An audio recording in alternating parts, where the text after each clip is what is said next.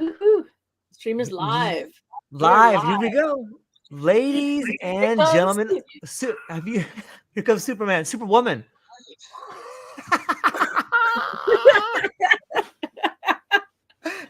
flying into the studio. Right? That's how Yeah, we do it. That's how we it do it is. here. Well, It's ladies and true. gentlemen, to everybody that's maybe listening or you're watching, I don't know if it's Friday or Saturday, maybe it's morning, maybe it's evening. I got an incredible show for you today. Some incredible ideas. Today, I have the privilege of hosting a true visionary, a woman whose journey through the realms of technology has not only shaped industries, but has transcended into the very essence of human experience. Our guest is none other than Suzan Brown, a trailblazer in the world of technology, CEO, and inventor, who has left an indelible mark from the early days of designing Ethernet for Apple computer motherboards to being a pioneer of the internet at Web TV and Microsoft.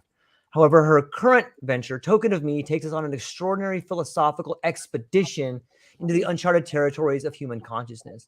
She is the architect of the Soul Compass, a groundbreaking device designed not just to measure, but to elevate the very flow of human existence. In a world where we navigate the digital landscape of our lives, Suzan Brown has embarked on a mission to quantify and reward our very improvements in the art of living.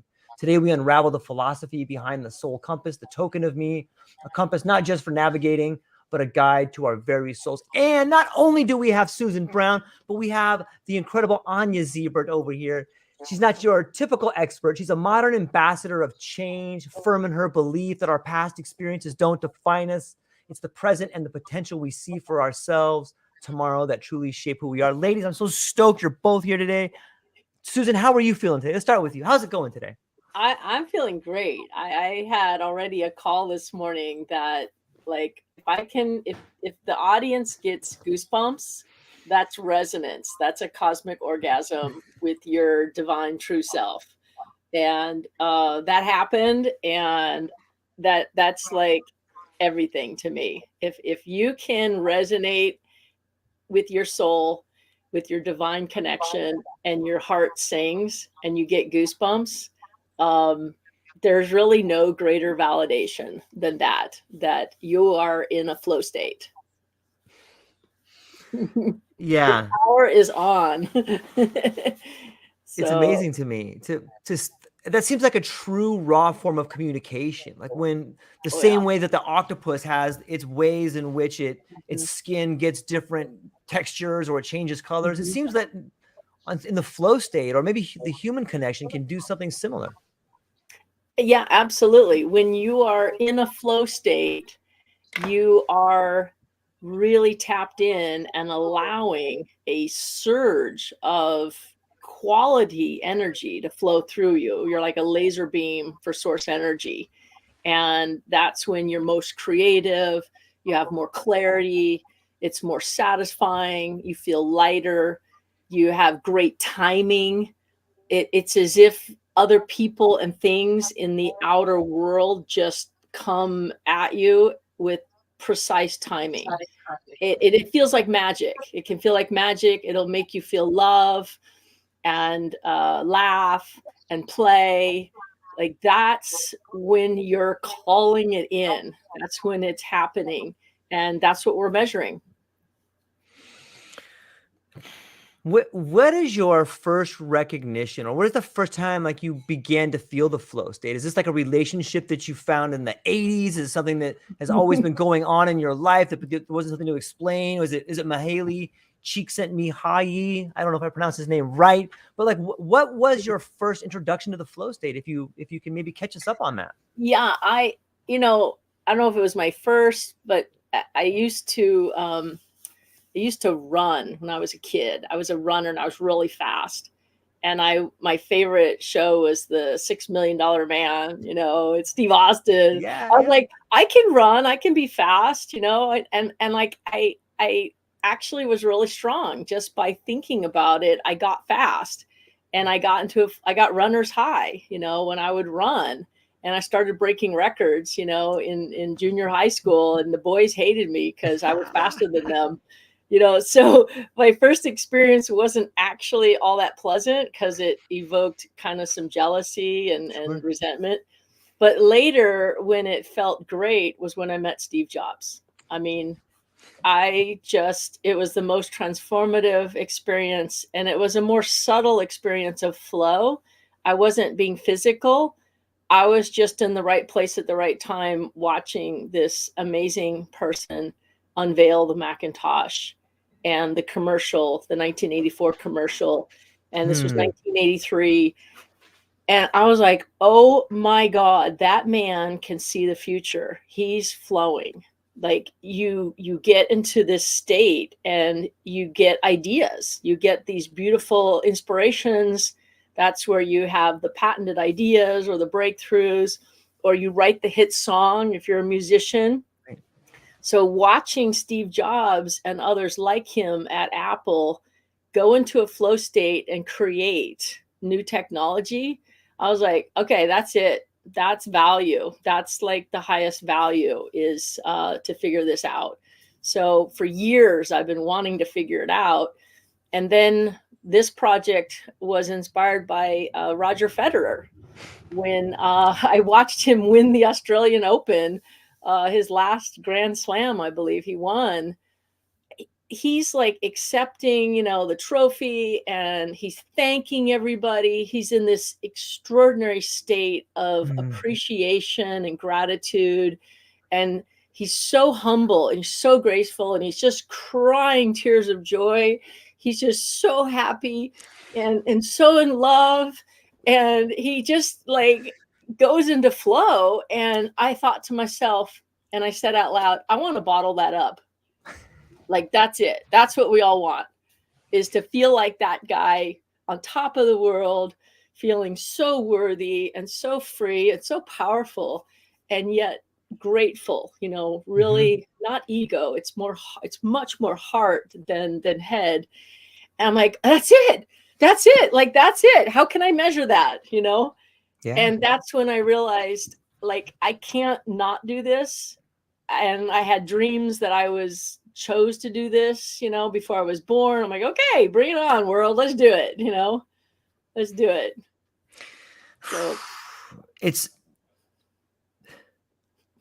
you're speechless. I am. When you talk about Steve Jobs in that 1984 commercial, the same way that commercial played on the ideas of 1984, where they broke and disrupted IBM, so too do I see this idea of the Soul Compass breaking down the new economy. Like I'm just wondering, is the flow state contagious? Is it like, you're talking about this incredible event that happened, you're inspired by it. It's almost like the baton has been passed to you on some level. What do you think? Yeah, absolutely. Are you kidding? I mean, there's real power and energy and true influence if you can elevate your allowance to let more of this powerful divine energy flow in, which is what happens in a flow state. You're literally tapped into free energy at that point. You become a laser beam, and there's real power in a laser beam with high resonance. It calls everyone up, like real influence. It literally can call without words the best to come out. It can make other people's hearts sing. It's like when you listen to music and you get goosebumps, it pulls you up. Yeah. And that you're able to hear. But a source energy flow is non-physical energy, but it's like liquid love. And so if you watch a movie or listen to a song or watch someone perform and present a new idea, and it like makes your heart sing and you get goosebumps, there's no more powerful energy than love in a human body. So when you can radiate true love, like unconditional love, and that's what a flow state is, that's your highest value. And that's why we're tokenizing that. The essence of the true you is the most valuable thing you got for everyone, you and everyone in the whole world. You become, the creator of new breakthroughs, the creator of hit songs, the winner of matches, and you break records, right? You you lead the way, and you show humanity what's possible, and you inspire everyone to their better self. Yeah. I gotta pause for a minute because it's big. I think it's worthy of a pause for a moment just to let that sink in, right? Like it's yeah. I want to bring in Anya for a moment too. Like Anya, you have done some incredible work on heart coherence and different altered states like that. When you think about the flow state, Anya, what are you thinking about it, and how does it make you feel? Yeah, my first thought is play, Right. just let's have fun. Life is a game. Let's just have fun. And when you are in this state that everything is just, that you're at the playground, you have these toys that you are using, and you are, I don't know, like in this freedom state. That's why free spirit. Free spirit is flow. Yep. Everything is connected, when you think about, but it's like, yeah, like Suzan said, you're like so grateful. I'm so grateful every morning when I wake up. It's like, just because I'm alive, because I'm incarnated at this time on planet Earth, I'm so grateful. And it's like, nothing else matters. I don't know what's going to happen in the day. It's probably, it can blow up everything, whatever. I don't know, but I'm still so grateful. Nobody can take that feeling away from me. So it comes from inside, not from outside. Yeah.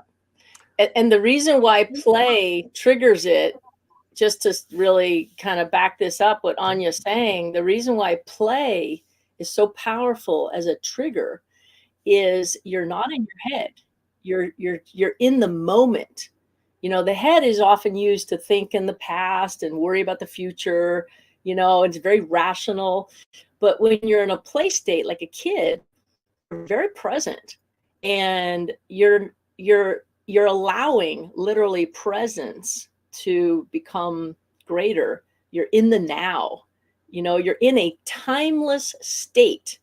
And this is what we've seen with the biometrics.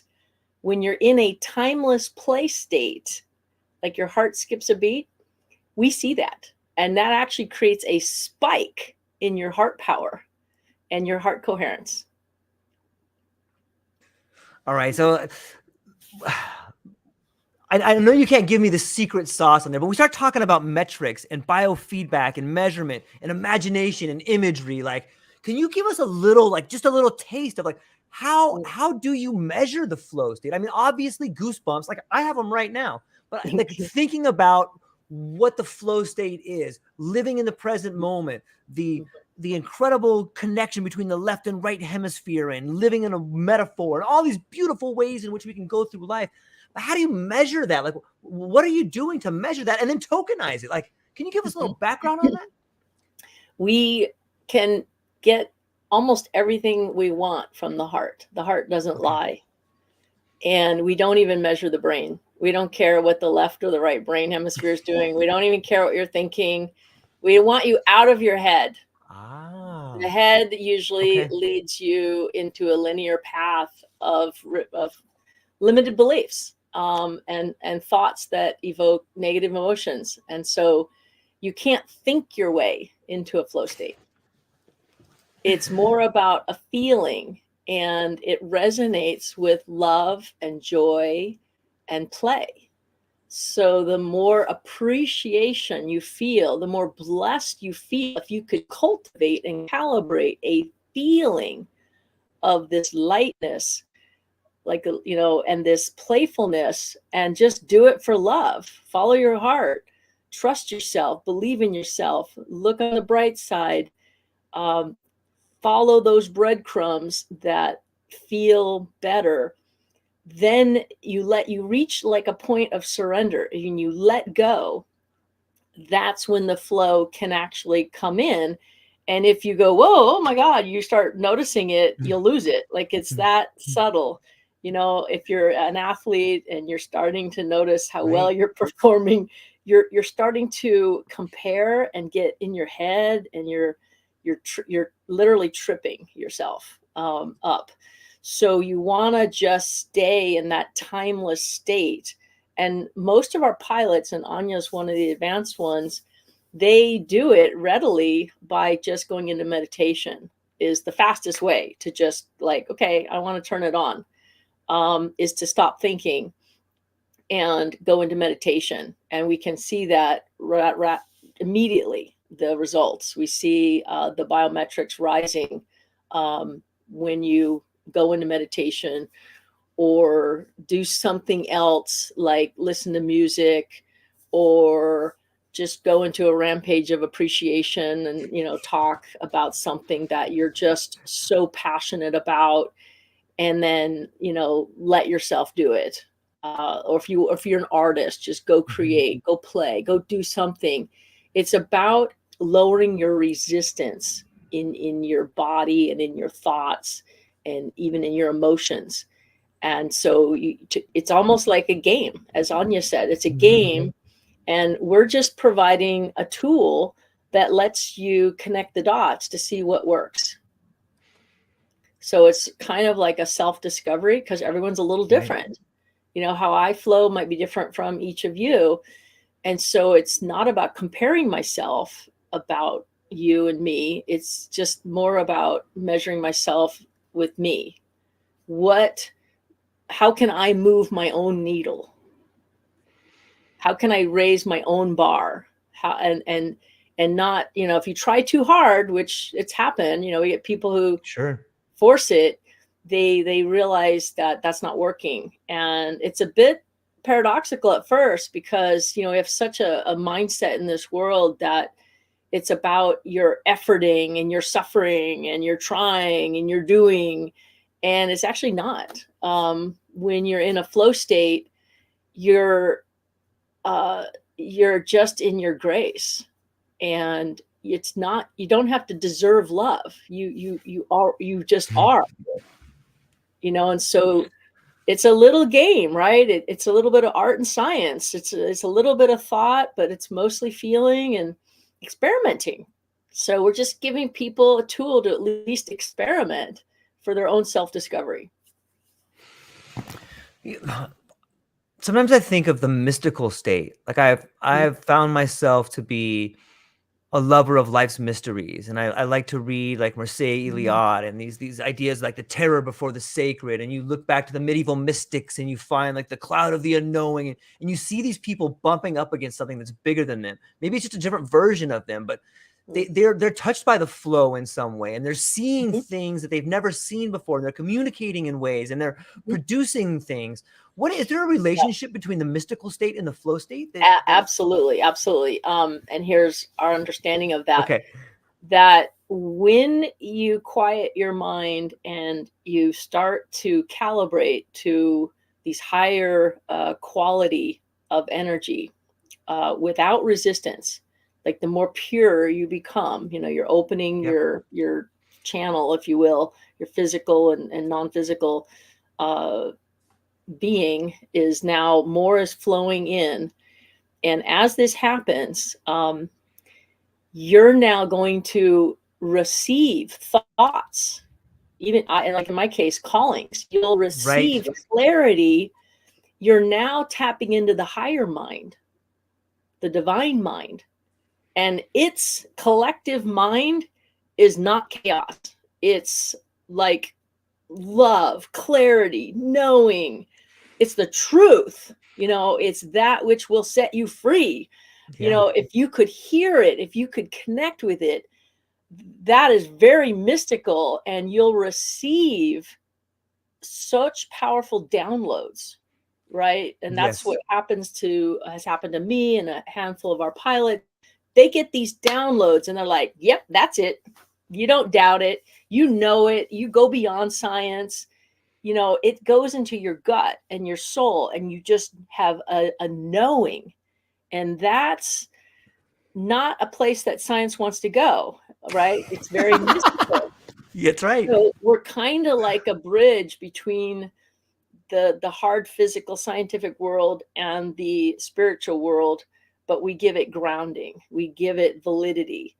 And not only that, we connect the dots and say, yeah, that's actually what you want, is to raise your vibration and calibrate to these higher coherent states.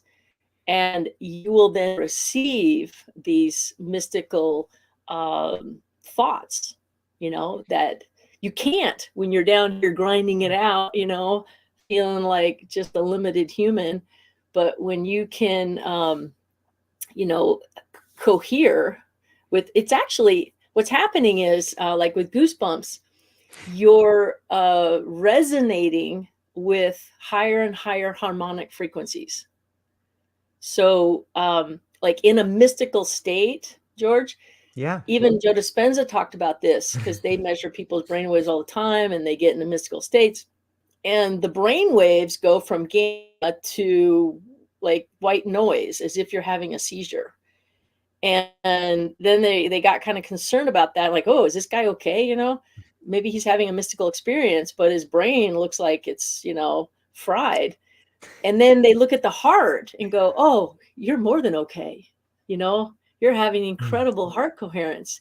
And so now if you listen to Joe Dispenza, he'll even say, okay, yeah, we've been measuring the brain because the brain thinks it knows, but the heart actually does know. So we're really focused more on the heart for understanding these mystical experiences and knowing the difference between feeling, chaotic versus coherent. And the difference is in a coherent state, you're experiencing higher and higher harmonics that we can measure even in your heart rate and in the energy of your heartbeat. We're actually deriving the power and energy spectrum of your heart rate. And we can now see in a mystical experience, your heart rate goes way down and your heart power spikes. It goes through the roof. And Anya's seen this. We have this almost on a weekly basis. We'll have one of our pilots submitting some results of a very powerful meditation or just lost in concentration in something he loves. And then boom, like, it's so weird. It was almost an accident. We noticed that the heart rate is almost going in half, and if you study longtime meditators, their heart rate slows so down so much, it's almost approaching zero because they're just leaving their physical body and they're in full connection with the true source that we all come from. It's so beautiful. I think it also speaks to the idea of our limited understanding or our construction of time. When we start talking about the heart rate changing, speeding up, slowing down. No wonder it's in the mystical state of the flow state. 1 minute may seem like an hour, or That's a right. day may seem like a minute. There's the New York minute. And that's right. You go into slow motion. And yes. People who have had a flow state triggered because of an emergency, like in a car or, it can trigger a flow state, and everyone will say in those states or had a near-death experience, they'll come back and say, oh, everything went into slow motion, and all that happened is their whole system calibrated to an incredibly high frequency of higher harmonics. That time did slow down and their heart rate did go down. From our perspective here in this ordinary world, they went into the true world, which is timeless. I do. This is what I want to touch on this for a little bit. For everybody listening to this or watching this, this is why this idea, what Suzan is making happen, is transiting to reality, is incredible. What does the world look like when we teach people to slow down time in their life? What is possible? What kind of learning can be done? What kind of illnesses can be conquered? What kind of relationships can be had? What kind of dreams can be conquered, right? Everything, quite literally. It is everything. I mean, if you can, you don't even have to flow, but if you can just improve the direction, like just go up instead of down, like that would be also, and that's why we're rewarding even that. You don't have to be at the top of your game. You just have to show yourself that you know how to like go in the direction of your improvement, because whenever anyone does that, we all win. Yes. This will bring about a win-win world. and more love, more trust, more joy, more satisfaction, and more abundance that is not just measured in money, but abundance of time, abundance of opportunity, abundance of beauty, abundance of relationships, but they're higher quality relationships. They're more loving. And right now, there's a lot of people suffering from not just depression, but feeling very codependent and not knowing who they are and feeling lost. And that can actually pull others down, because you cannot pull someone up. We've got to figure out how to find it, because it comes from within. And too many people are trying to fix the conditions and the responding to the conditions, and you can never get it to change by. And that's, one of the reasons why I loved when I met Steve Jobs and the 1884 commercial that I saw in 83. It was the first time he was using it was a huge a ballroom in Hawaii. It was at the Sheraton in Hawaii. And, when you have a big group of people and you want to display like a commercial, like the commercial, if anybody walking in the room, it can create interference. And then you got this amazing 1984 commercial on the screen and somebody's walking by, So what they did, and it had never been done before, is he used a rear projection camera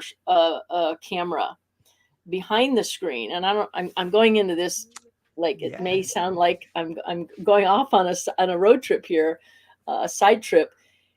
That was so symbolic, because the message was, it's all an inside job. You wouldn't, if you want to change what's happening in this world around you, if you want to change your relationships, change your job, change the people, you don't go out there and try to change them. You got to change your inner projector. Yeah.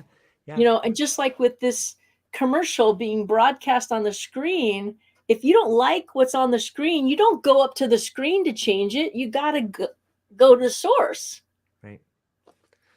So that's what's happening. This world will kind of flip and be more aware of the inside out projection and be less reactive and less conditional and more self-empowered to change what's out there by changing what's inside here.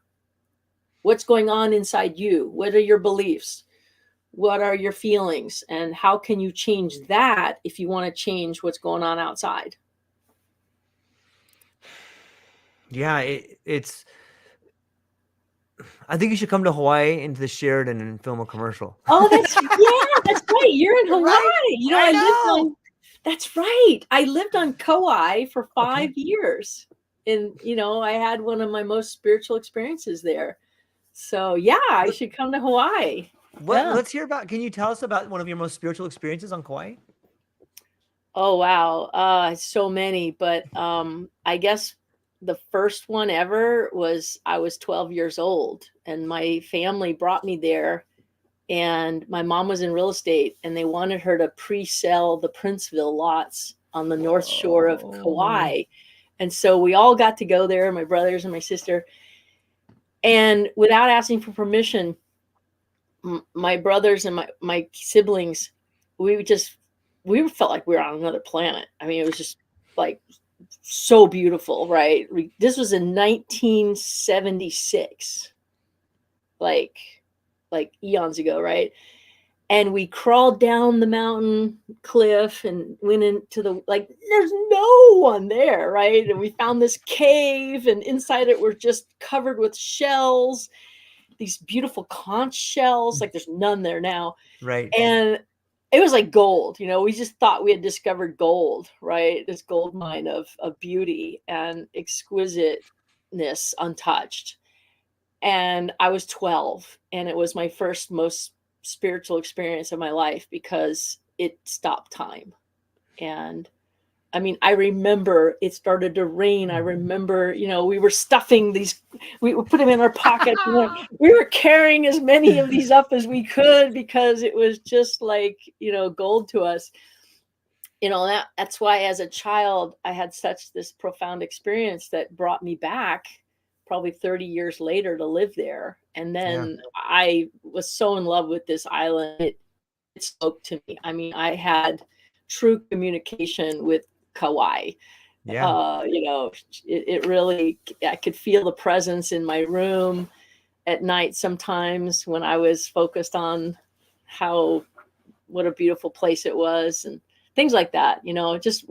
I really feel like I practice thinking and receiving there. Like I practice, like, wow, you really do, where your thoughts goes, energy does flow. Because when you're there and you're in Hawaii now, it's like the volume is turned up. Careful what you wish for on Hawaii. Because it's really fast. It's more power, more energy. Yeah, it's so alive. Like I took my daughter on a can I share a quick experience that I had that was pretty mystical? Yes. Okay, so in 2011, my son had passed away. My son Ocean, he's named Ocean, beautiful kid. He passed away, and my wife and I went to the Big Island, and we went up to the top of Mauna Kea, and it was just us up there. For some reason, we went to this. We hiked up the side of this. We didn't go to the very summit, but we went to the visitor center, and there's this little hike you can do. We walked up to the summit, and you look down, and you're on the rim of this world, and we're staring over at like Mauna Loa, and we make this prayer of like, we are so blessed to be healthy and happy, and we've had this tragedy happen in our life, and we just want to say a prayer to the world that we can have a healthy and happy child. And like a year later, we had my daughter, we named her Sky. So this year we went back to the mountaintop over there, and we brought our daughter Sky to the top of the mountain. We explained that story to her. Whoa. And it's like, when you talk about Hawaii and things manifesting, like there's something so magical here. But I want to tie my experience to your experience in Hawaii and the flow state. I think that something's happening in that flow state where you can begin to communicate with nature. Like you begin to see nature communicating to you. Maybe you can speak to that a little bit. That's happening, right? Absolutely. Yeah. I mean, you have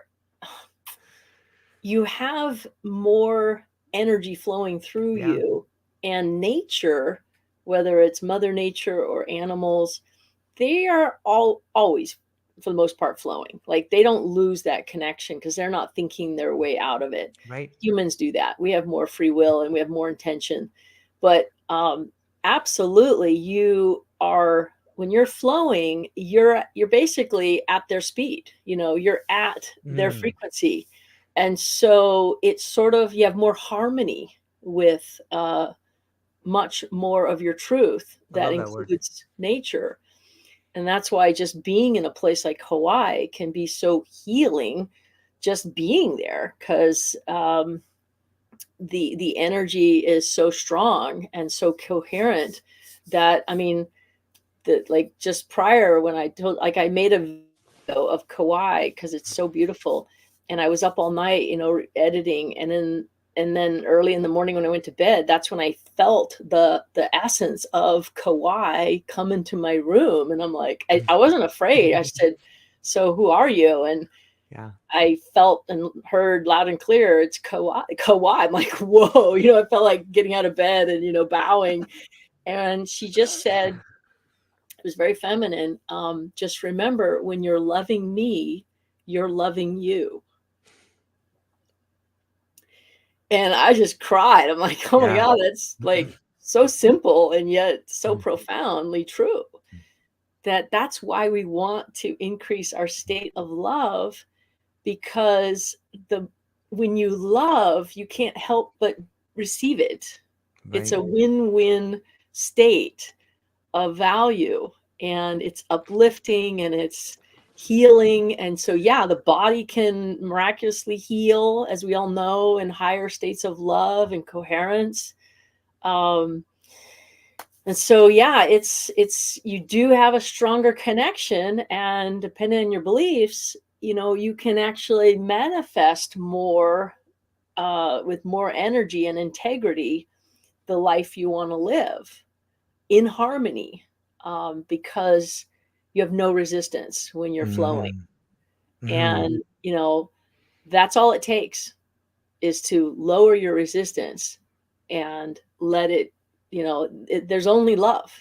It's just, are you letting it in? And it will convert into relationships, beauty, opportunity, new forms of abundance, freedom, clarity, fun, all these, love, bliss, lightness of being, all these things come in stronger the more you let it in. Yeah, that's really well said. It's I can't think of a time in my life where you can feel fear and love at the same time. No, they're on the opposite ends of the spectrum. That would be irrational. They are, like the opposite of goosebumps is chills. So your energy's rushing in the opposite direction with chills. You're either cold or going into fear. So it can feel similar, but the energy is flowing in different directions. This brings up the idea of awareness. When I see someone, here's a cool experiment people can do. And we see it all the time with people who maybe have lost their sight. Like they have a cane and they're using they project their awareness through a cane, and then they can feel the world around them. And we can do it too. If I just take my pen, I can feel my bookcase. I can move my awareness through my pen and reach out and touch stuff. In the flow state, are we channeling our awareness into like a bigger container? I mean, are we doing kind of the similar thing by projecting our awareness? It's not a projection. Okay. It's the other direction. It's you're allowing, and you're actually more in the receiving mode. Okay. So a lot of people think like, power comes from flowing and channeling and directing and projecting. It's not that. It's more, it may sound passive, but it's not. The ability to like radiate and resonate with your true self is one that's born worthy, and it's not your doing. You're not radiating. The concept of no gain without pain, like that's a false belief. And this is the opposite. So when you're in a receptive mode, that's why meditation's so effective. You're not doing, and you don't believe you need to do to receive this love, this liquid love that comes in. And this, you become more aware that is much more than the physical. And I like the term being more aware, because it goes past the physical. And the more you're awarenessing, the more you're tapping into divine truth and energy and power and wisdom. And that's when you start to receive knowings. You're like, oh, okay, you can trust your gut. What you say is of value, and then you get inspired to take action for the fun of it, not to prove it, but for the fun of it, to physically enjoy the fruits, not of your labor, but of your truth, of your just being love, and not needing to prove it. And you're not into comparing yourself to others. You don't see right and wrong anymore. You're receiving solutions. You're not working on the problem. You don't see things as lacking. You don't even see problems. You just see blessings in disguise. Right? Like your whole perception changes. And that's why in our company, like the investors, the stakeholders, they know that as we evolve, even when it comes time to vote, they have to be in a flow state. Because that's when you're in a win-win state and you're coming from love instead of fear or lack. And you're seeing the problem. I mean, you're seeing the solution, not the problem. Right? You have clarity. So everything we do in the future, I see a very different world coming. I really do. The good guys Yeah. are going to win. Love wins. You know, currency as we know it is becoming worthless, and this is new value in coherency, in wisdom, in I love trusting. that you brought it up. Yeah. I'm Yeah. sorry. I interrupted you right there. No, no, I no. apologize. That's it. It's a good stopping point. Well, I think the fundamental shift from currency to value, like relationships seem to be the new currency. And it seems to me that let's have Anya, you have been test piloting the Soul compass. the Soul Compass. How have you, maybe you could give us a little bit about your thoughts on it. Are you able to oscillate between flow and not flow? Just maybe you could talk about it a little bit and what has been going on since you've been using it. Have you noticed any changes or your thoughts on it? Yeah, absolutely. I mean, first of all, I would like to just emphasize that I see myself as a very spiritual person, but I'm like also very practical, very, very practical. So what I see with Soul Compass is like amazing tool, you know, with like really connected to my mission as well, because I see it as like we are encouraging people to, you know, raise their vibration, to work on themselves, to do that inner work, because when they get in touch with their heart, when they are, you know, where they're raising their vibration, like Suzan said, you know, they are like expanding awareness, we are expanding awareness, we see things differently. So Right. when you're in a conflict or whatever and you are on this higher vibration, you will find different solution, that you will choose different solution that you would otherwise. Yeah. So I see Soul Compass is really like amazing tool, because you know it's gamifying everything to encourage people, to inspire them to do this work that otherwise they wouldn't do. Yeah, because they're going to be rewarded anyway, you know, Yeah. at the end. But how I see it, it's like when I started using it, it's okay, you know, then I was checking my chart, you know, my graphs, and like Suzan really helped me with analysis and everything. And I was like, okay, so wow, you know, Anya, you were in flow state there. Like, what were you doing? And I was like, what I was doing, you know? And then it's like, oh, I was in my room, I was assembling puzzles, I was listening to this podcast with really cool topic, you know, and it got me into flow state, you know, Yeah. and you really learn a lot about yourself. And for example, I don't know, I was snowboarding, I was walking in woods, or I was a speaker at the podcast, you know, and I was in a flow state. So it really, it's so valuable for me, because, you know, even though, like I said, I'm spiritual. I mean, you know, I live this spiritual concepts and everything, but I'm super practical. So I want everything what I learn with my mind, I want to integrate it. I want to implement it, you know. So it's like I can use this in my life in a most practical way. And of course, yes, it's changing because you know where you are when you are in a flow state, and you can be tomorrow, you know, also in a flow state, because you know what gets you there. So this is my experience. Yeah, and you know what's also really powerful, and Anya and other pilots helped us develop this, is the baseline is you. We don't compare ourselves to each other. The comparison is you with you. So it's a game with yourself. And we're purposely taking out the comparison. We won't even allow it. There's no value in judging yourself or judging others. We actually have another trademark called Mine Yourself. You are the value, and you are the miner. You're going to figure this out. And as you do, and we have things called flow tube episodes now, where, like, let's say, George, we could share this podcast as a flow tube episode. Yes. And for those watching, even a replay later, we'll experiment with this. I'll share it with our pilots, and as they watch it, they will check their metrics before and after. And if it goes up, guess what?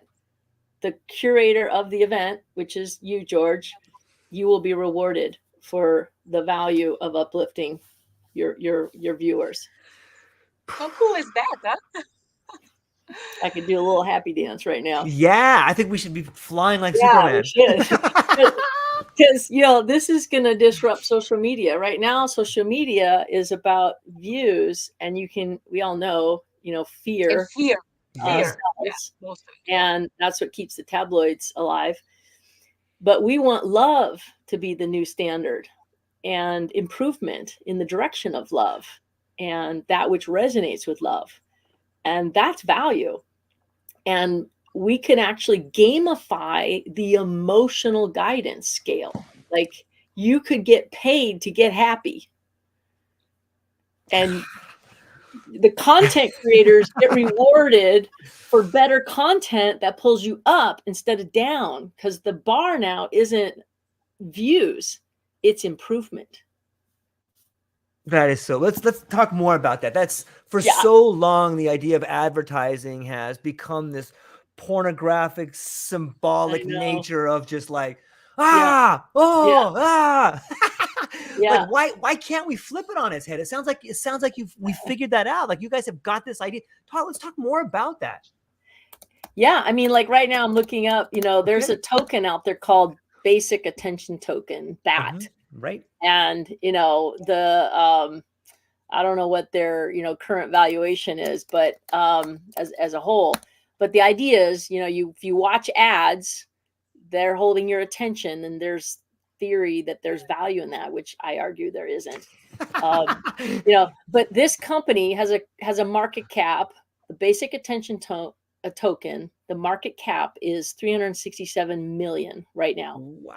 Now, what do you think the value is of a token tied to true upliftment, true improvement, heart power, your ability to be a creator, the ability to create win-win solutions, hit songs, peak performance? Like, I mean, it's priceless, guys. This is what we're going to see. And you heard it here on this podcast. Yes.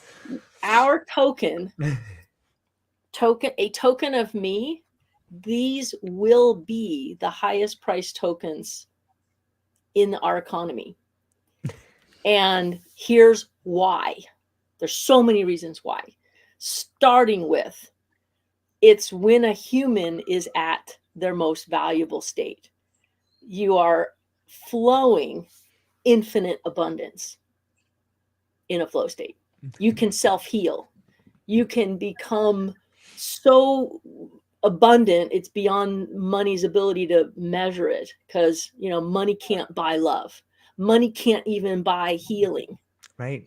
We're going into a realm that I call it above money's pay grade. I love it. Okay. Money cannot touch where we're going. That's number one. Okay. And you got that. Number two, unlike all other token offerings in the world, we don't mint them for nothing. And let that sink in for a second. Yeah. All other token offerings, they just mint, just like money, it's minted for nothing. And, the co-owners, the co-founders keep most of it, or the investors. In our world that we're creating with Anya and other pilots like her, you become a pilot and you figure this out. You figure yourself out. What makes your heart sing? What contributes to you reaching for the sky of yourself, self-actualized version of you. When you do that, tokens are minted and they're yours. And you can sell those to investors. But their money, they can't bring us their money. We don't want their money. We want their love. And our pilots are the token offering. And so it starts at zero, and there's no cap. When I rap, I actually wrote a poem about this. The economics of this are win-win. There's no need for a cap because they're never made for nothing. They're only minted when a person improves themselves. And there's tremendous value in that for all of us. For everyone. I imagine, yeah. A ripple effect. Imagine a ripple effect of that. Of every individual that is encouraged, inspired, that they are mining their, tokens.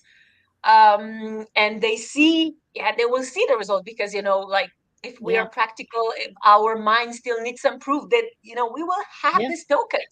But on, energy level, we will be creating such a huge ripple effect that it's going to benefit the whole humanity. That's right. That's right. Yeah. When the tide rises, all the boats float. That's true. It's very true. Yeah. So this is unlike any other token offering that's ever been contemplated, and it's made possible because we receive these solutions in a flow state. And in a flow state, you're not trying to hold on. There is no lack. There's no scarcity.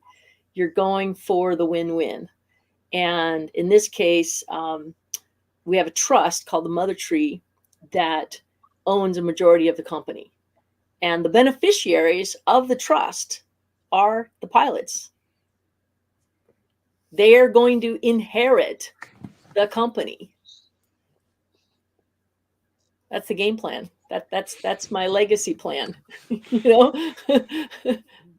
I'm not in it for the money. Are you a pilot already? Are you a pilot already, George? You should become a pilot. Yeah. I would love to.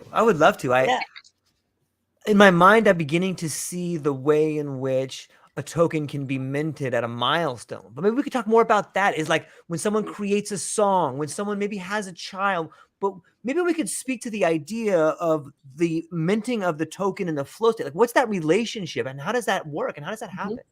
Yeah, we won't look for milestones. Okay. That's not a goal, it's a process maybe. No. All you have to do is elevate your metrics. Okay. That's it. Just know thyself, and get your heart metrics to elevate and or peak. And there'll be different tokens for different achievements. But it's and each day is a new day. Doesn't even matter what happened yesterday. We're keeping you in the moment, and you could be having a really rough day, and all you got to do is go up from there. And arguably, it might even be easier. Because when you're already up, which we've seen sometimes on some of our episodes, it's hard to go up when you're already up. Yeah. But that's okay. You start to appreciate the contrast and the ups and downs. And it's not about always being happy or always flowing. It's about acceptance. And sometimes things happen that don't feel good. And it's more about learning how to accept what happens and not fight it, not react to it, and how to be more graceful about it and allowing of it and not fight it, not attack it, but just be literally more loving and accepting. And emotionally, if you could just improve your state, that's all it takes. We're not making it like all of a sudden you have to be at the top of your game in order to be rewarded. You just have to accept you where you are and figure out how to incrementally choose to be in a better place. Choose a better thought. Choose a better perspective. Don't go down the drain and feel sorry for yourself. Or like put yourself under stress. Oh, I have to be in flow state. I have to mind this, No, exactly. Like you don't. Yeah. No, you just have to figure out how to move the needle. Yeah. Right. So we're trying to make surrender. Yeah, it's more about surrender. Exactly. Yeah. You get more mileage out of surrender than fighting. There's too much resistance in fighting. That's why in our application we ask a question: would you rather be right or happy? Because if you still want to be right, you're not going to be able to move the needle. You have to surrender. Suzan, what is the let's say that Anya creates this token in a flow state. Like, what value is that to you? To me, it's hard to put a value on it in the way you're asking. It's like asking what's the value of love and feeling happy for someone else.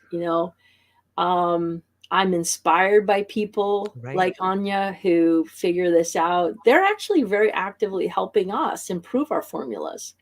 And you can't put a number on that. When we get validation with these are pioneers that are on board right now. This is not for the faint of heart. you've got to know yourself, because it's so new that if you're looking for us to, give, like tell you, it's too new. We want advanced people who actually already know themselves right now, because when Anya flows or some of these other pilots and they tell us, yeah, I hit the high notes and look at my metrics. I mean, I remember this one, our founding investor, Chris Coyne, at the very beginning, we were just experimenting with these formulas and seeing these, waveforms. And all of a sudden he sends in a picture. All three of his metrics were at 100%, like solid for hours. I'm like, are you alive? Like, is this, I didn't even know this was possible, So when it happens, I just go, oh my God, we're getting there. Yeah, we're figuring this out. And that means everyone, we want the universal formula. I don't want just the formula that works for Anya or Chris. I want, these guys are helping us figure it out for everyone. And you don't have to be an athlete. You don't have to be an expert in anything. You just can be an ordinary person. And you just want to know, how do I be a better person? And the more feedback we have to figuring that out, the more value this whole company becomes. You see how, and then what it evokes from me is a profound state of appreciation, because it means that this creation is maturing and will be of value to more people. And that's why I'm doing it. I want to see humanity discover its true value, its true power, and true love. That's so beautiful. Yeah, that's how I want to change the world, is by one person at a time, inside out. Yeah, I asked the question because on some level, I think at least in my mind, what I'm beginning to see is the turning away from seeking external value. Like while we have been conditioned our whole lives, probably through sitting in a class like a Pavlovian dog and trying to ask for permission for things, all of a sudden we've been conditioned to seek approval and external value to feel good about ourselves. That's now, exactly all of a sudden, right. Yeah, this is exactly right. I'm going to dive right into this because you're touching on the difference between extrinsic value and intrinsic. And all of finance, all of the stock market, everything in the physical world is looked at in terms of extrinsic value. And they don't include intrinsic value because they can't. They don't know how to.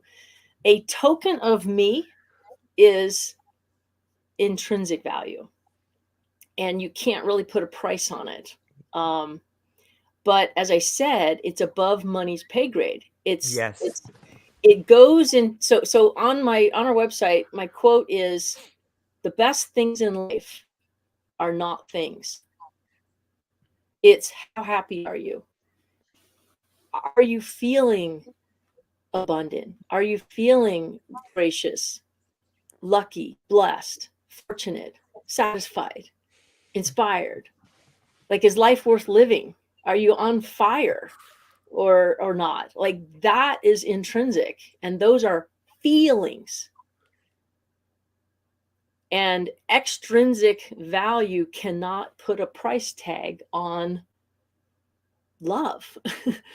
like how much is your kid worth? It's literally like asking that. Right.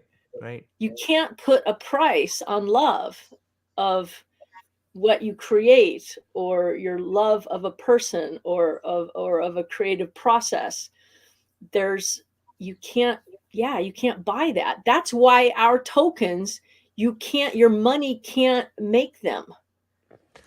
You have to derive intrinsic value in order to create them. And that's what they embody. As I said, from day one, when I got the calling, I wanted to bottle that up, that which can't really be bottled, which is your essence. Yeah. At your best. So it seems So we've we're been going to trying. see, Yeah. we're going to Yeah. see this unfold. It's going to be interesting, guys, because what comes with this kind of token of intrinsic value is a win-win reality, a win-win existence.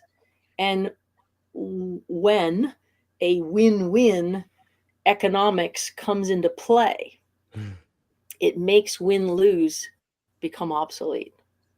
And that's why we're going to see just a profound, and I can't even, I sometimes try to think about it and I get like an existential crisis. Like my brain can't think because I've been living in a win-lose world. So it's hard to imagine, what does a world look like when everyone wins, when everyone wins? And when you think about it, there is no cap, because when you feel more love, does that take away from other people's feeling of love? No, it gets more. It's win-win. If I have clarity and I'm speaking truth, doesn't that beget more clarity for me and everyone listening? It's win-win. And that's such a rare treat, but that's a flow state. Is when you're in a win-win state, more begets more. It doesn't take from anyone else, like when there's more trees, another tree doesn't, hurt, like it's good. So that's kind of how I try to explain it sometimes. We don't need to worry about, there's no cap to these tokens because there's no need. When the more you have, the better it is. The more love, the more kindness, the more appreciation. It literally, through law of attraction, will gain momentum and you'll get more. And there is no top and there is no bottom. So that's why I don't chase any bad thoughts down. I don't wrestle it to the ground, because there's no ground. There's no bottom. I just go, ooh, I don't want to go. I want my soul compass to go, pull up. If I'm like caught in a conversation that's pulling me down, I want it to we interrupt this message. You are going down. Do you intend to continue, or would you like to, hit the reset and go up? So we're going to be in a much more self-aware. People are going to be more self-aware and less codependent on each other. More empowered. Sorry to interrupt. I see it like win-win-win situation. Yeah, because it's like when you are flowing, the number, like the amount of synchronicities in your life, they really rise up. Like there are so many synchronicities that appear. That means that you are walking on your soul path. That means that you're going to be rewarded, because you are using the soul compass, and you're going to be rewarded from outside, because the life is here to reward you. And when you will be, seriously, when you will align with synchronicities, you will get more abundance. So it's like it begets more. You're right. And even though we're rewarding with tokens, what Anya's touching on, and this is really for the next level of the game, you realize it's not about the tokens. The way you feel is the reward. And that's why I'm doing this. It's not for the money or the tokens. I'm doing it for the feeling of resonance with my divine true self. And then I can feel my divinity, my power. I'm here to create. Yeah. And I'm here. I can create more and expand more with others in a much more joyful way. And that is the reward. There will be no scarcity, There's exactly. There's no scarcity. Yeah. Even Elon Musk said this is the age of abundance. It really is. We're entering the age of abundance. And I was telling someone this earlier today. We're entering a realm where people won't be able to do anything, let alone their job, if their heart's not in it. That speaks so much to my heart. Like, I see so many people, myself included. Like I just can't do it anymore. I can't. Like No. I tried as hard as I could. I Mhm. can't. I Yeah. escorted out by security. You know, I can't Yeah. do it. I tried. Yeah, I tried with I all know. my heart. No, there's no value in it. There's none. And I mean in areas that you might not even realize, like anything you do out of obligation or even duty, or even with the word should. If you Or think you pressure, any kind of should, pressure. Yeah. no pressure, no should. Anything you do out of that energy has zero value and possibly negative value. Now, we're not going to keep score of the negative side, but it's enough. We only Yep. are going to focus on the upside. We're not going to penalize anyone or take anything away, because that's looking backwards. But yeah, going forward in the not too distant future, it's going to become more and more difficult for anyone to keep doing a job or staying in a relationship, Yes. or anything that is not above neutral. It's got to be filling your heart, or you're just going to get heavier and heavier, and eventually you will just surrender, and then you'll go up. It's just a matter of time. Everyone's on their own journey. I see it And happening. how long can you take the pressure, and eventually you let go, and then you go. It's such a tremendous gift. I think that when people begin to feel that pressure in the beginning, it's so hard. Like you just crashing and crumbling around you, but it's the world really telling you, like, I love you, damn it, knock it off. Stop Exactly. Exactly. Self, just stop it for a while and love Yes. yourself. It's Yeah. like, Yeah. that's right. why you're here.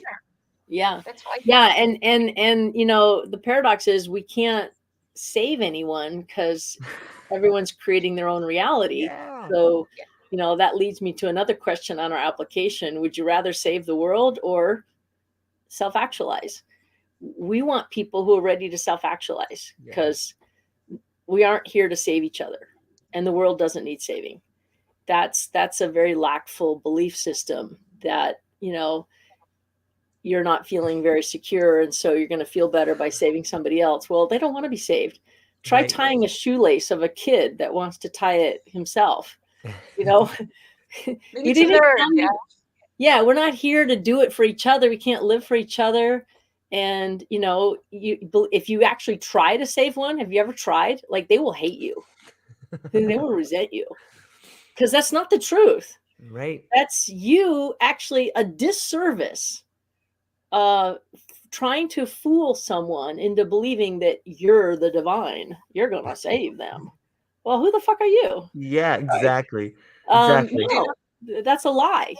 And the divine self knows that we all are divine, and we're all worthy, and nobody is better than somebody else. And so it's about figuring it out, to how do you get into your power? And that's the only way you're ever going to feel satisfied. Yeah. Shout out to Mark Davis. Thanks for watching, Mark. Mark's an incredible individual. If people don't know him, he's like a connector. I met him. You did? Amazing, Yeah, right? amazing. More people should meet him. He's an incredible guy. But it seems to me too that the world that seems to be emerging is, I don't know. I see it everywhere. I see it's sort of manifesting in an anti-authoritarian way. Maybe that's because people are trying to save everybody else, right? Maybe that kind of speaks to that whole idea of it. Yeah, and that'll continue for a while. Right. And whenever I get into a debate with someone, I just end it by saying, perhaps you're right. That's beautiful. Right. You can't. Otherwise I go down. Right. And it really is an inner journey, and I'm just letting everybody take their time and putting my energy into people like Anya and other pilots. We have just some amazing people. It's an amazing group of people who we all want the same thing, which is we want to know the truth, and we're not afraid. right? A Mhm. lot of people still want to like fool themselves and each other, and so they don't want to be measured. Like, okay, great, yeah, it's not for you. But when people, really want the authentic truth, and the authentic truth, by the way, isn't even focusing on your limitations. The authentic truth is, like you at your best. And the more as this group grows, we are seeing ourselves as our better selves. And Yeah. that's the bar that we're aiming for. And in a very loving way, we're sort of holding our own bar up and pulling ourselves up, and that inspires each other as well, because then they're sharing with each other what's working for themselves. And I'm just now measuring myself. Like during this whole podcast, I consistently went up, I'm and just thinking. I'm also thinking, measuring. you're speaking right now. Yeah, we're doing it right now. I mean, you get to a point where you can just feel it. Like I can absolutely feel that the upliftment in this call and how good it felt.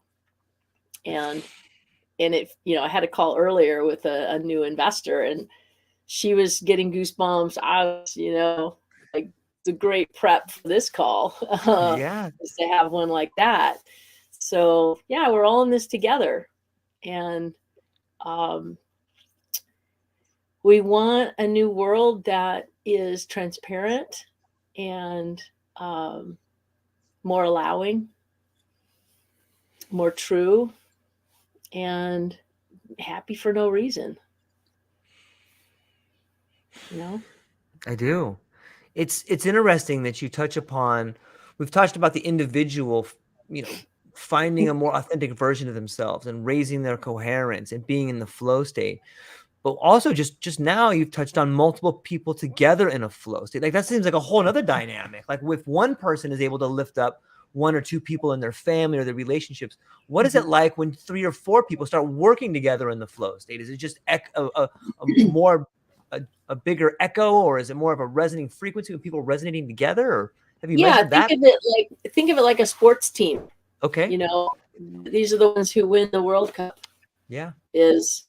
And sure, it's a team effort, but you still have to not measure it as a team. It comes down to each person, because each person in a coherent state,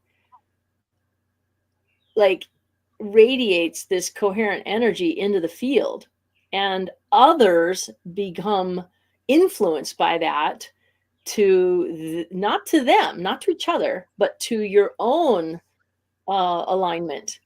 And that's why it's win-win. It's calibrating, it's helping to calibrate the energy field of everyone to think, feel, and act with perfect timing, with better timing, being right there at the moment the ball's there, so you can head it into the goal. I mean, that's done without thinking. Right. And you can look at it from the outside and go, oh, there's group coherence. Yes, but more importantly, there's individual coherence, because it's the individual coherence that causes others to be in their coherent state. And the more coherent each participant is in the group with themselves, not with each other. Very important distinction. And most people don't understand this. They think it's about each other. I'm like, no, it's not. It's always about you calibrating to your highest harmonic state with your divine true self. That's what causes more people to do the same thing. And we're all now resonating with the divine, which is like the lightning rod. That's the source. So we're all having super high harmonic resonance with the high truth. And that's what makes it a timeless, perfect experience for the group, because we're all having that oneness experience. And it's very paradoxical. It's hard to find words, because it's a oneness experience, but you don't lose yourself either. It's like you have it all. There's each of you in the wholeness, calibrating to your true self, not to each other. And a lot of projects make the mistake of entraining you to each other. And that's what's actually gone wrong. We're done calibrating to each other. Another person cannot be your source, cannot be your measuring stick. That's what creates resentment, blame, envy, insecurity, false beliefs. You know, another human is not your God. Yeah. It's not your true north. It can feel like that when you're having profound love, you know, but it's still, each of you are actually calibrating to your highest self in a state of great love. Each of us is a, divine spark. Yeah. So each of That's us, right. of us, every single one of us, Yeah. And what we want, even in a team situation with group coherence, you're not training everybody on the team to calibrate to each other. Because then, let's say you had a front runner, you know, who was flowing, and everybody's like just like riding that person's coattails. Well, they're going to drag that guy down. Like you cannot carry another person for very long without the whole team suffering. Right. That's why we have to be self-sourcing about it and figure that out. That's why it's called self-actualization, not you actualizing me. You know, I'm not going to get validation from any human. That's not going to lead to satisfaction or power. That leads to dependency and blame and resentment and codependency at best. Yep. So we're really talking about some ideals of a new concept of true value and true coherence. You know, like when you look at a school of fish and or a flock of birds, you know, they're connected and they're flowing and they're not running into each other, but they're not calibrating to each other. You see what I'm saying? They're in their own coherent state, which doesn't run into each other by virtue of their perfection and timing and just knowing like which way to go when. They're not thinking, they're just going with the flow, literally. Right? Yeah, so those are some good examples to see the difference with group coherence versus, you know, among animals. It's easier to appreciate than it is with humans. I have one example, if I may add, because Oh, I'm also a Heart Math Institute certified trainer, for activating the heart of teams. And when we went through a few examples, it's like, I don't know if you're familiar, Suzan, with the Brazilian skydiving team. When they were jumping out of plane and they wanted to create this form, like formation, right. in the air, and they just couldn't. But they were like super professional, super skilled. Everyone were like on top of their game, but they just couldn't, Right. And then they went to this coherent state because there are a lot of techniques, also HeartMath has for like quick coherence or a lot of different methods and techniques. And on the go, like before they jumped out of the plane, they went into this coherent state, and then they could create that formation. But each and every one of them was in that coherent state because each person was coherent state, the formation was successful, Sure.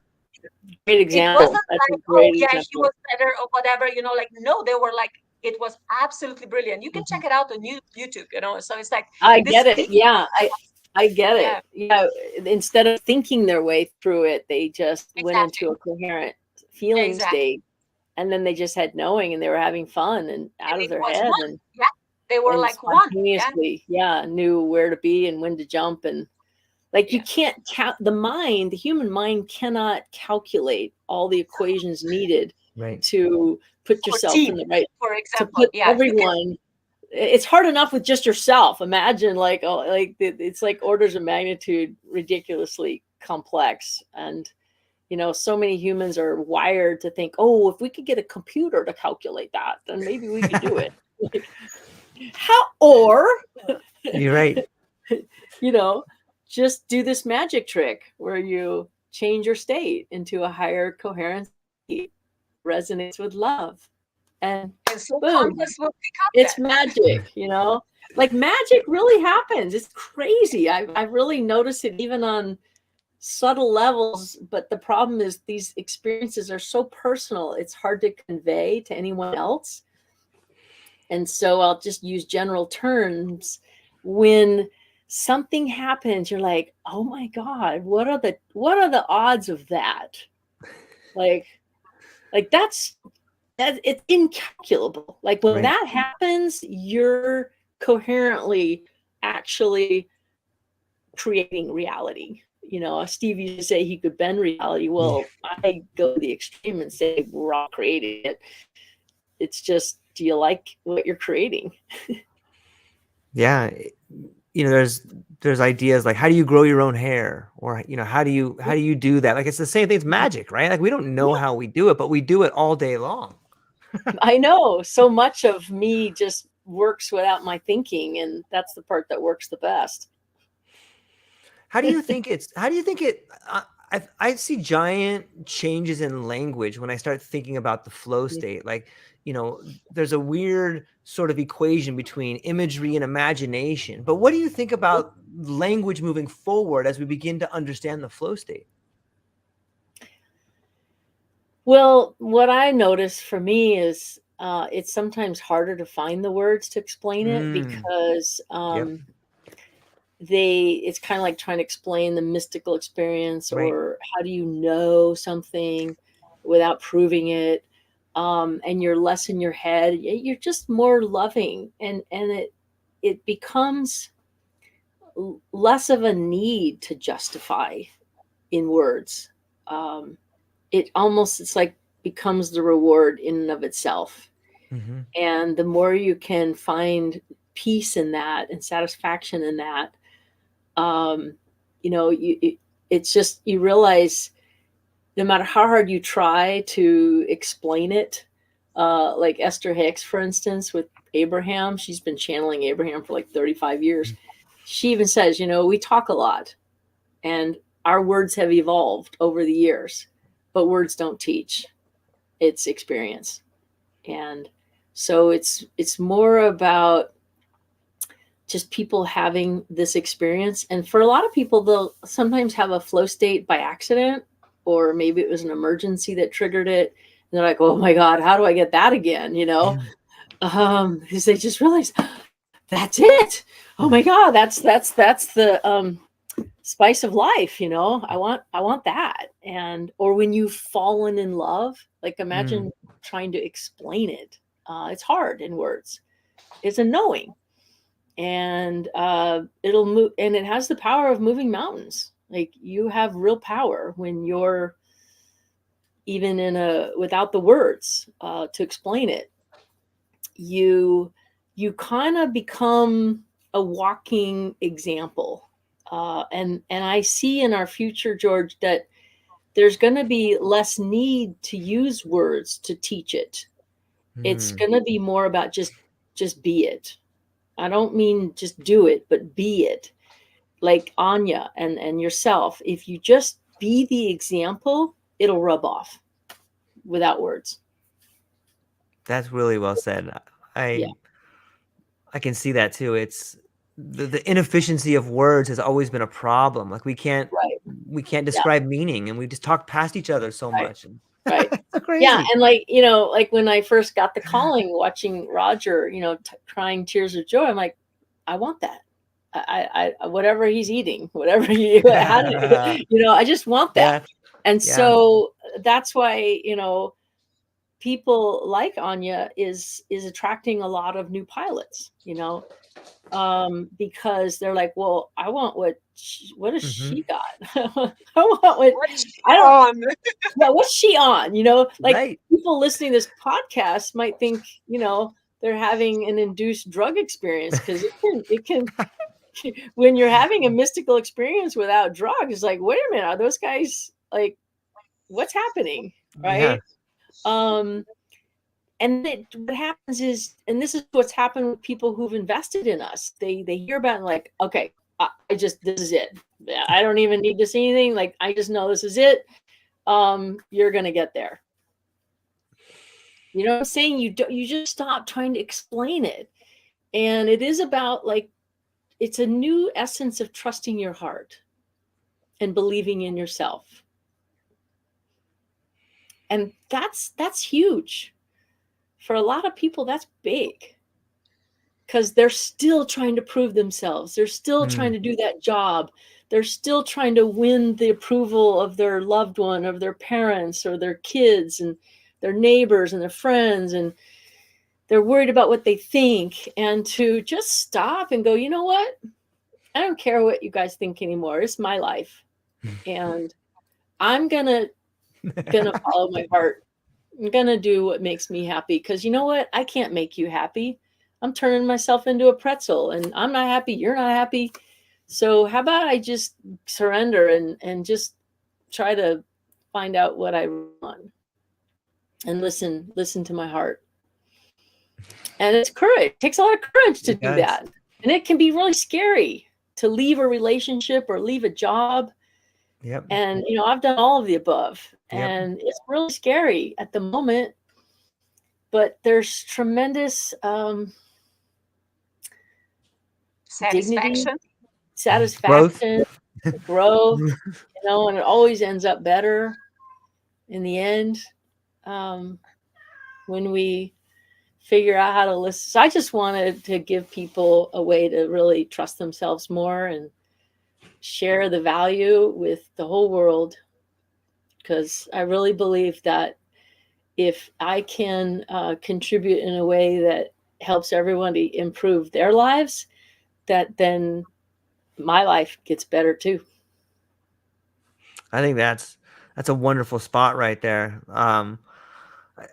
Even though we've blown through like an hour and a half, like I think we just kind of scratched the surface of it, but I think it's a good starting point for people to begin to let go and start investigating what the token of me is and how it can fundamentally change their environment, the way they see themselves and the way they interact with themselves and their inner dialogue. And it's wonderful. But let me start with Anya. Anna, do you have any closing thoughts, or where can people find you? Or maybe you got some closing thoughts before we start landing this plane? I just wrote it down. You know, it was a download. It's like, no, I have this also on my LinkedIn. So it's like, you cannot compete with me because I want you to win too. Love it. I love it. Yeah. This is, I love you that. know, yeah. This is a golden nugget. From my side. But yeah, it's like everything what Suzan said, and also like my definition of flow, which I really resonate with what Suzan said. It's like a cosmic orgasm, and the thing like what you feel is like, ooh, I want it to last. I don't know what is it, but I want it to last. I want it to last. How can I make it last? You know, and that's it. Yeah. So, how can I make it last, or how can I get it again? You know? Yeah. And when people can show themselves that they can reach it again and hold it a little longer, there's actually there's no greater satisfaction. Yeah, exactly. Because it may seem like a little trivial measuring stick, but if you could do that, your whole outer life experience will transform. Change. Yeah, exactly. I love it. Because if you are changing, if you're regulating, you know, if you know your inner world, you're going to create your outer world as well. So, yep, absolutely. Yep. It's an amazing tool for self-discovery. Suzan, what about, like, where can people find you? Or if in closing, like what, I mean, I think you've already put such a wonderful little bow on this particular session, but is there anything else that you want to talk a little bit about, or where can people find you, or if they want to talk more about you or what's happening, where do they go? What do they do? Our website is tokenofme.io, and you can find all sorts of good things there, including you can apply for the Soul Compass. We're still open for new pilots. We're really looking for pioneers who want to help us validate this for more people. And so apply that'd be the most valuable thing you can do. And the ones who score really high on the application, we gift them the software, and it's available on iPhone or Android. And then you just have to get yourself a compatible wearable, which we're using Garmin at the moment. And for a few $100, anyone in the world can get one on Amazon. And then you subscribe to our biometric feedback analysis. We have a basic program for $12 a month, and a more advanced version, which is a web interface, which is you can see your raw data, and that's where the tokens will begin to be minted for the advanced users. So we like to have everyone start off in the sandbox and, kind of kick the tires, see how it works. And then we invite them as they progress into the advanced toolkit. I think it's wonderful. I'm so excited we had this conversation today, and I'm hopeful that it not only resonates with everyone listening and watching today, but it will continue to do so for everybody that listens to on any platform, or that listens to it tomorrow or later today or on Thursday, next Saturday, whatever. But I'm so thankful for both of your time today, and I'm so thankful to get to hear the idea and get to resonate with it. So that's all we got. Hang on briefly afterwards, ladies. I'll talk to you briefly afterwards. But ladies and gentlemen, thank you so much for hanging out with us today. For everybody that took a little moment, thank you. I hope you have a wonderful day. And that's all we got. Aloha.